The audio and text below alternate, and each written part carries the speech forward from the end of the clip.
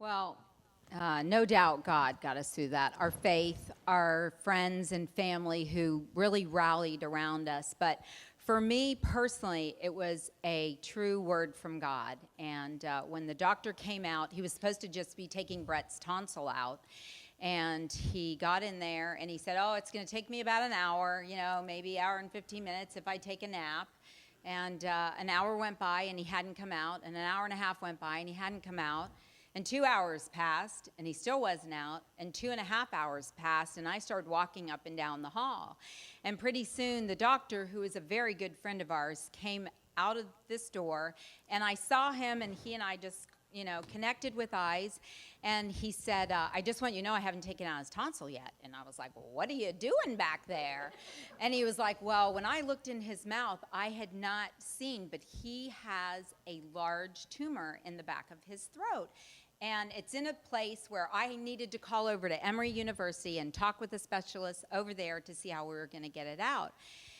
And immediately as he was speaking, as audibly as I am speaking right now, I heard God say, do you trust me? And then he said it again. He said, do you trust me? And it wasn't, do you trust me? I'm going to heal Brett. Do you trust me? Everything's going to be fine. It was, do you trust me no matter the outcome of these circumstances? And I literally said, yes. And the doctor was like, yes, what? And I'm like, yes, go back in there and take that thing out, and we'll go from there. So that's sort of, for me, God just gave me that word. And I had a lot of friends say to me, oh, she's just in denial, and she just really hasn't accepted what's going on. But I want you to know that when you get that word from God and you have that peace that surpasses all understanding, you cannot explain it to somebody who has not been given it. And we walked through that cancer, all of it, everything we had to do, going to Mexico, alternative treatment. I felt like I got my MD, just learning about all the different treatments and supplements and things for him to take. And I really, really never looked back and never felt anything but peace through the entire thing.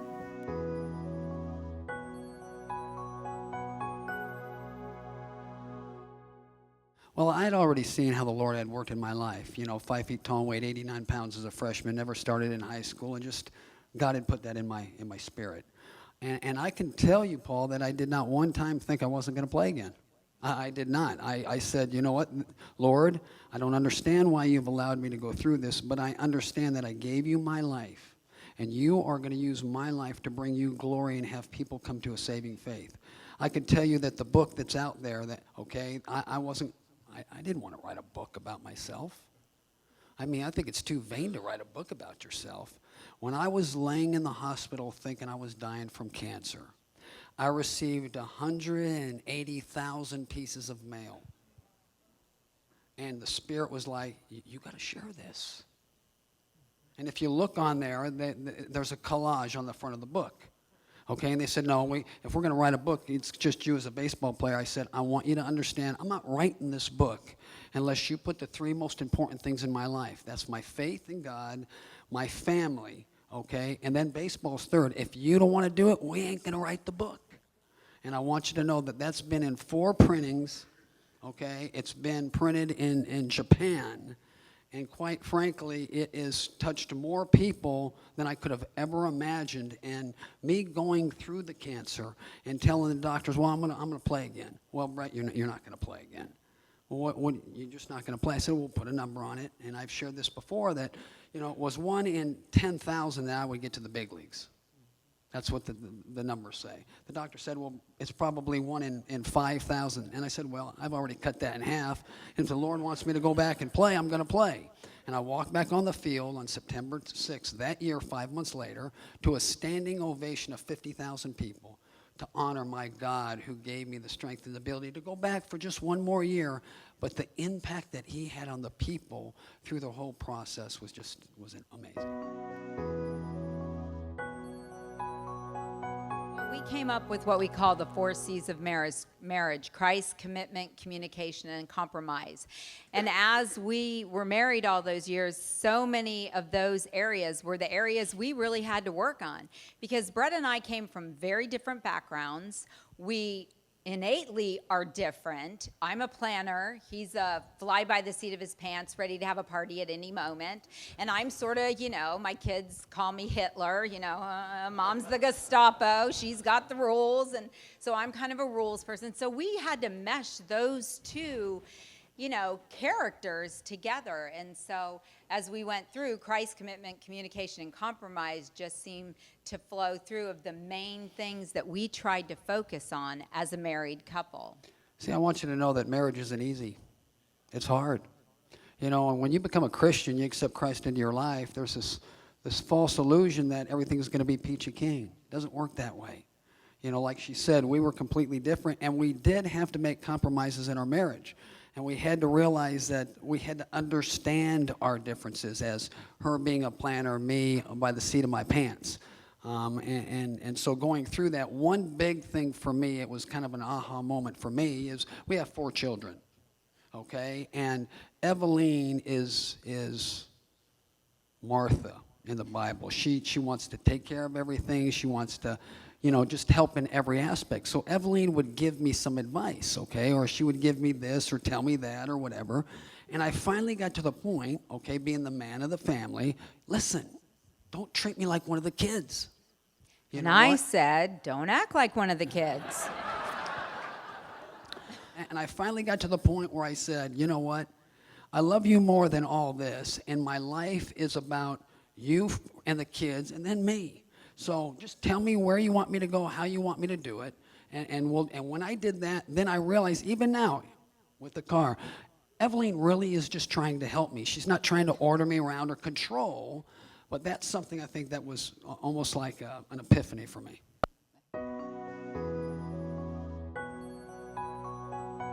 When my son was very, very young, we went to Colorado to ski. And he's a big snowboarder, and he's got his helmet, and he's going along, and he's a crazy man. And just one night he went out, it was New Year's, and went to the top of the hill and just was going down with sleds with a couple of his buddies, and hit a pole going about 30, knocked him out. Did not have a helmet on. Didn't you have got to a wear helmet. helmets. But they were just messing around on the sled. You know how it is. You just kind of go just messing around. And they took him to the hospital, and when we walked in, he's got blood coming out of his nose. He's got a big contusion and stage 3 concussion. And the doctor said to us, the Lord must have a plan for your son's life, because I've seen kids with less trauma than this dead on arrival. He ended up starting to have really severe headaches, and we didn't know what was really causing them. And the only thing they could see was his sinuses, because they had been broken out during the accident, and his nose broken and everything. They thought maybe he was just having, some issues with some dried blood that got up there and got infected. Well, long story short, about 6 weeks after the accident, he ended up having to have emergency surgery because the infection was so massive that it was pressing on his brain. And so they did that surgery. He came through it. Everything was great there. And, God was just amazing. I made a couple of phone calls, and before I knew it, 30 of our friends were in his room praying for him before he went off to surgery, and that's just the kind of support system we had in Atlanta. It took about a year and a half before we really realized that he had a traumatic brain injury. His behavior started getting very strange. He started hanging around kids he had never hung around before. He started doing drugs. He didn't care about, work. He started arguing with Brett and I. We would tell him to go do things. He would come back and say, you never told me that. I don't remember that. You never said that. And it was this prolonged period of where we kept punishing him. He kept saying he didn't remember. And then finally, a girl in a Bible study of mine, once again, the Lord just providing the way, she said, I had asked him to pray for our son. He's going through a really difficult time. And she said, well, wasn't your son in an accident about a year and a half ago? And I said, yeah, he was. She said, I have a friend whose 17-year-old son was in a car accident, and he has a traumatic brain injury. And everything that you're talking about is what he's experiencing. Do you think he has a traumatic brain injury? And I said, well, the doctor said he was fine. So we went and had him tested, and it took about a week for them to do all the testing they needed to do, and sure enough, he came back that he not only had a traumatic brain injury, but he had severe memory loss. We have watched God's hand provide like nothing else. I mean, God's faithfulness to us amazes me every time, and it shouldn't because he keeps doing it, but I keep getting amazed. So now the 5 love languages are physical touch, quality time, words of affirmation, gifts, and act of service. Those are the 5 love languages. Everybody has something. Okay, now I want you to know, all right, for me, early in our marriage, my love language is physical touch. Still is. And words of affirmation. So to me, I'm loving on her, and, you know, I'm telling her how beautiful she looks, and, hey, let's do that. That ain't doing nothing for her. Because I'm thinking that my love language is what hers is. But that wasn't the case. And I was thinking, boy, if I could just get him to help around the house and take out the trash and, you know, do all those things, because that was mine, acts of service. And I just wanted him to help out. So I kept thinking, well, he's not filling my love tank. He's thinking she's not filling my love tank. And when we went and heard Gary Smalley, it was, again, another aha moment in our marriage where we were like, oh, I get it. He really just wants me to take some time and love on him and hug on him. And I really just want him to help me take out the trash, clean up, you know, the pillows. Hey, it's you guys But laugh. it's big. Hey, here's one for you. This is big. This is real hard to do. You ready? Babe, when you come out of the shower, will you turn off the light? How tough is that? I Yeah, just have a tendency to leave it on, and can you Thi- just turn off the light? Oh, babe, sorry, I didn't. And it really is the little things in your marriage, because this had gone on for like 6 months. And I was telling a friend of mine, I was just like, every time he comes out of the shower, he can't turn off the lights. Just like turn off the light. It's a little switch, takes 2 seconds to turn off the light. And my friend said to me, well, why don't you just turn off the light? You're the one who cares about the light. He doesn't care about it. And I was like, oh my gosh, that's brilliant. So every time he comes out of the shower, I just go over and turn off the light, and he'll hear it click, and he'll go, oh, thanks, babe. But with that being said, and I know we want to open up the floor for questions. I want you to know that any time that I do something for Eveline or she does something for me, we don't do it expecting to get something back. We simply do it because we love our I love my wife more now than I've ever loved her in my whole life. When we got married, dang, she's good looking. I mean, she could make a train take a dirt road. I mean, whoo, she's still, look at her. Look at her, 30 years, she still looks great. But I love her more now for the person she is. And to be honest with you, the hard of the marriage that we worked through with God in the center to allow us, to give us, you know, a marriage that, quite frankly, if I lost her, I would be lost. And that's how we feel. I played all those years. I made money. I was famous. I want you to know something. Stand before you right now. I am nothing. I could do nothing. I am not the person I am if I didn't have her by my side.